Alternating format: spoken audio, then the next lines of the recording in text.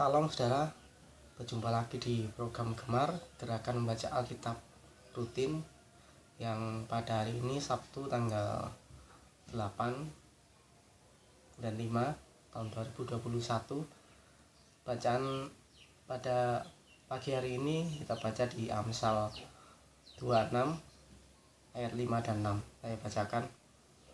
Jawablah orang bebal menurut kebodohannya, supaya jangan ia menganggap dirinya bijak. Ayat 6. Siapa mengirim pesan dengan perantara orang bebal mematahkan kakinya sendiri dan meminum kecelakaan. Amin saudara. Hari ini kita mau sama-sama belajar tentang bagaimana kita dalam menghadapi orang bebal, atau bagaimana kita memperlakukan orang bebal. Di sini kita baca juga di pasal 4 yang sebelumnya. Jangan jawab orang bebal menurut kebodohannya, supaya jangan engkau sendiri menjadi sama dengan dia. Pada awal saya baca firman Tuhan ini saudara, pada Amsal 26 ayat 4 dan 5 khususnya, saya pertama agak bingung saudara, karena saling bertentangan. Yang pertama, jangan menjawab orang bebal menurut kebodohannya. Yang kedua, jawablah orang bebal menurut kebodohannya. Dan kedua-duanya mempunyai maksud tersendiri. Yang pertama, saat kita menjawab, supaya jangan engkau sendiri menjadi sama dengan dia. Dan jika kita menjawab, supaya jangan ia menganggap dirinya bijak. Jika kita lihat di kedua ayat ini, ayat 4 dan 5, kita mengerti bahwa ternyata untuk menghadapi orang bebal kita harus bijaksana saudara. Jadi sepertinya kedua ayat ini bertentangan, tapi dengan kedua ayat ini kita dapat belajar bahwa ada kalanya kita, saat kita berhadapan dengan orang bebal, kita perlu menjawab. Ada kalanya kita juga tidak perlu menjawab. Jadi tidak perlu untuk berdebat, tidak perlu untuk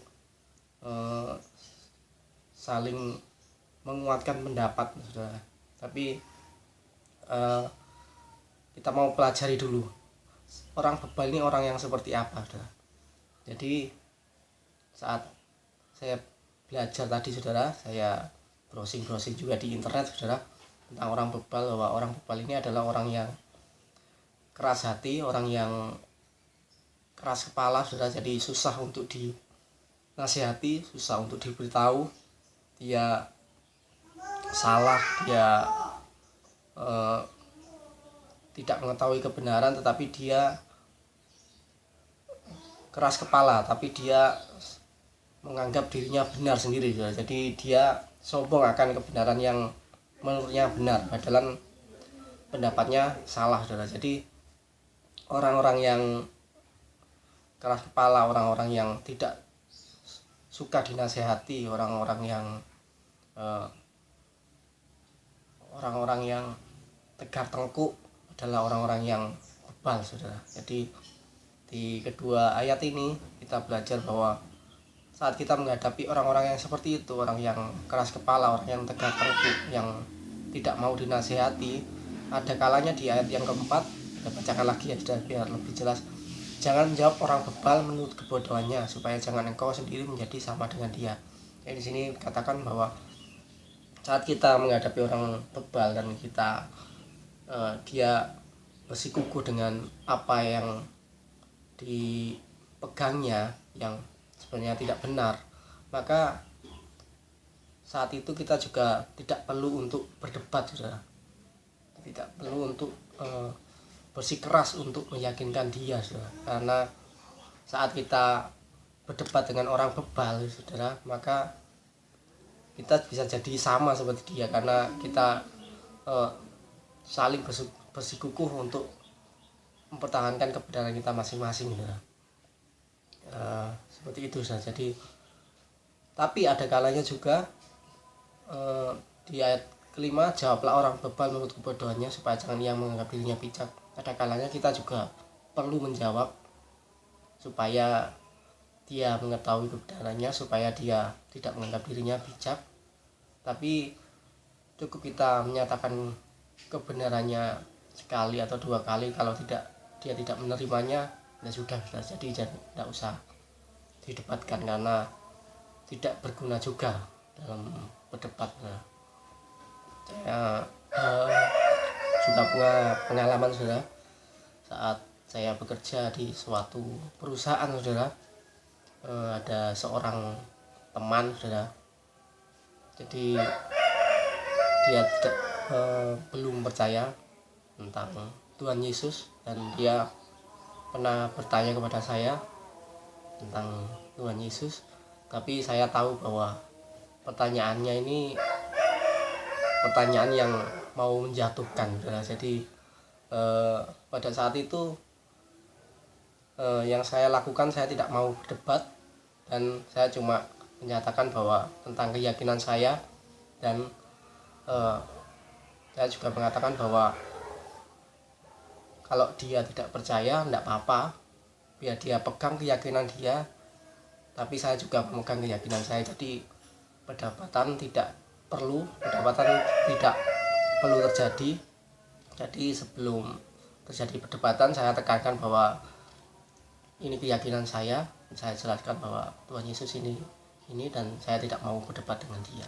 Seperti itu, sudah. Jadi jika saat itu saya mau mengikuti teman saya ini untuk berdebat, saudara, maka tidak akan selesai, saudara. Tidak akan ada ujungnya, ya, karena dia pasti dengan kuat memegang keyakinannya, dan saya juga pasti dengan kuat dan memegang keyakinan saya, dan menjadi dua orang yang bodoh, saudara, kalau akhirnya berdebat, saudara, karena nanti akhirnya juga malah berantem, akhirnya malah jadi tidak benar, saudara. Dan benar sekali firman Tuhan ini bahwa ada kalanya kita perlu untuk diam dan tidak berdebat dengan orang yang bebal. Ada perlunya juga kita untuk berkata-kata, atau ada perlu kita juga perlu menjawab orang bebal supaya kita menyatakan kebenaran yang ada, saudara. Seperti itu, saudara.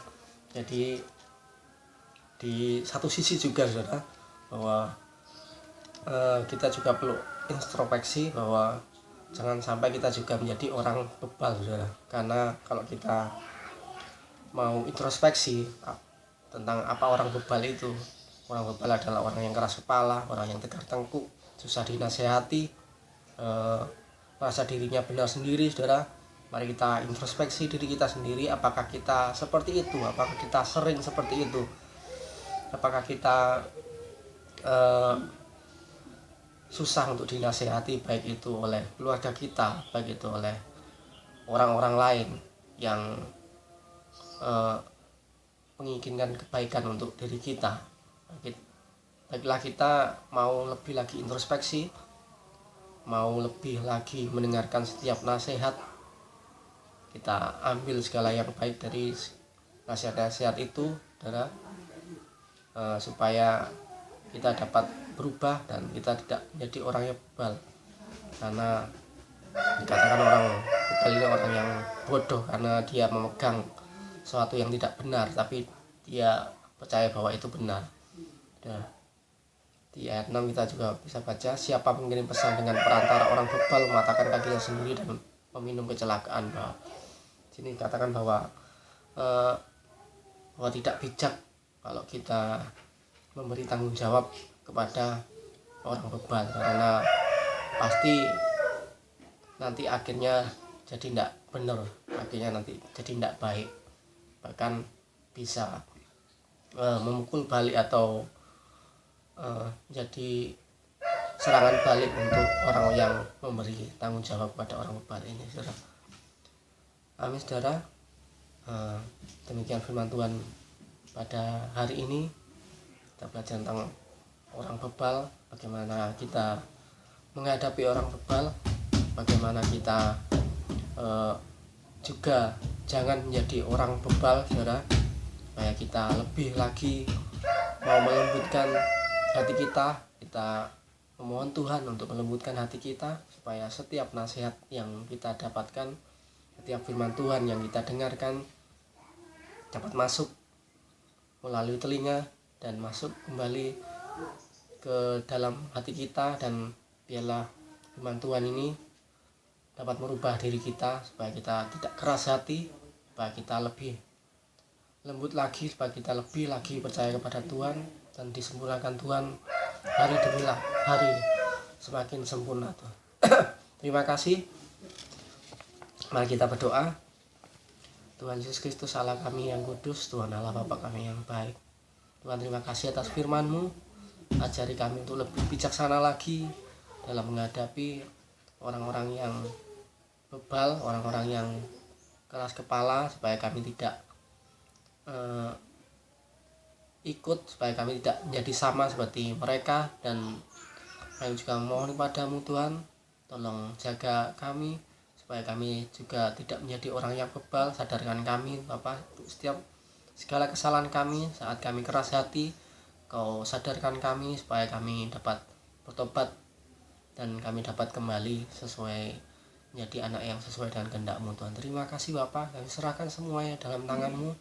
Kau sempurnakan kami hari demi hari semakin sempurna menjadi seperti-Mu Tuhan. Terima kasih. Hanya di dalam nama Tuhan Yesus Kristus, haleluya, amin.